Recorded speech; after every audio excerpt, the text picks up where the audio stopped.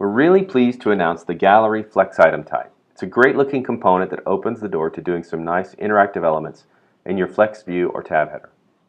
The Gallery is a swipeable set of images and captions. Each image can be tapped to bring up details about it, much like tapping a news item. You can create a gallery within a Flex tab or within the header of any other tab type. In this demo, we're going to create the gallery within a Flex tab. Make sure you're logged in as an admin and tap the gear icon at the top right and select Add Edit Content. Then you click the Add Content button and select the gallery. So we're going to start assembling items. So we'll click Add Item. It brings up our gallery item editor where we can upload an image, set our caption, and enter some text. Now there's a few things to note here. First, your gallery's height will be set to the height of the tallest image in your gallery. Be careful, you don't want your gallery to be taller than the screen, or the caption will be off the visible area. I'm going to upload a tall image. The zebra is 900 pixels tall. It's also 248 kilobytes, which is really too big. And this warning bar is displayed anytime you have an image that's over 100 kilobytes. Just a warning to let you know that the image might render a bit slowly on slower mobile connections. I'm going to go with it for now.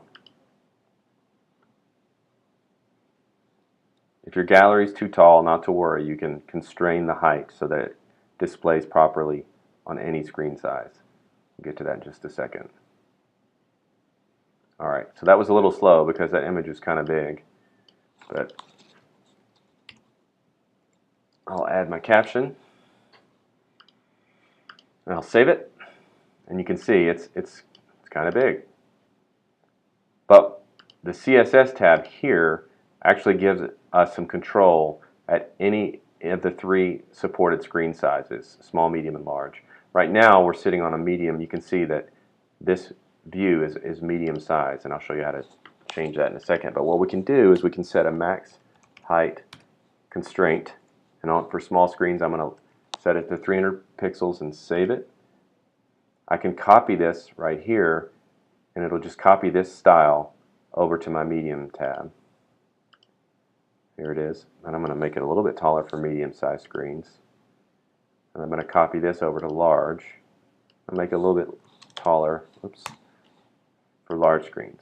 Now, you can simulate different screen sizes on your desktop using the screen sizes menu option here.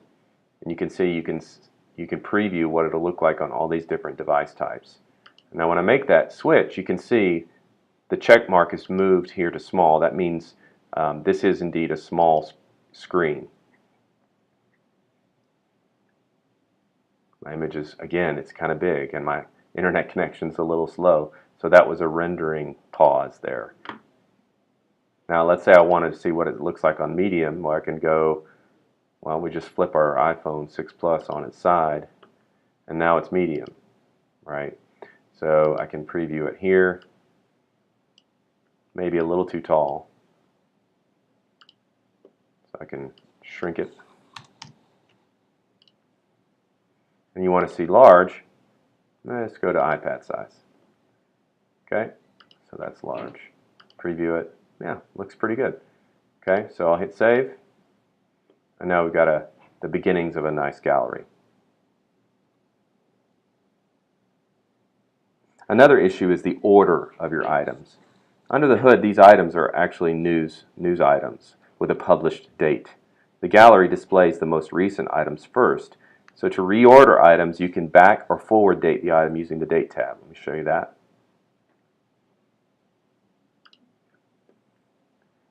Well, let's edit this existing one. If you want to get back and edit an existing news item, you just bring it up in edit mode and tap it. And this is the Date tab right here, and you can tap here to set the date and time of the item, and that's how you get the sort order into the way you want.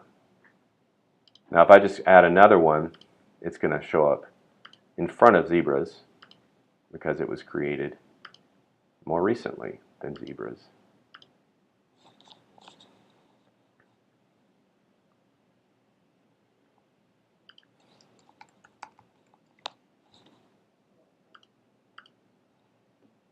Okay, so Gorillas is first because it's newer, but I can go in and change the date, backdate it essentially, set it to yesterday, save it, and now Zebras is first.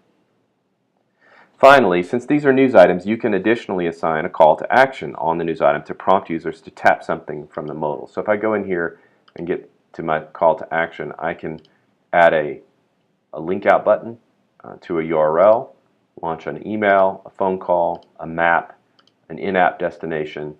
I can prompt the user to do a registration. Let's say we want them to register. Save that. Close that. Okay. Pull the refresh just to make sure I've got the latest. And here's our call to action button right at the very top. And that's it for the gallery. Enjoy.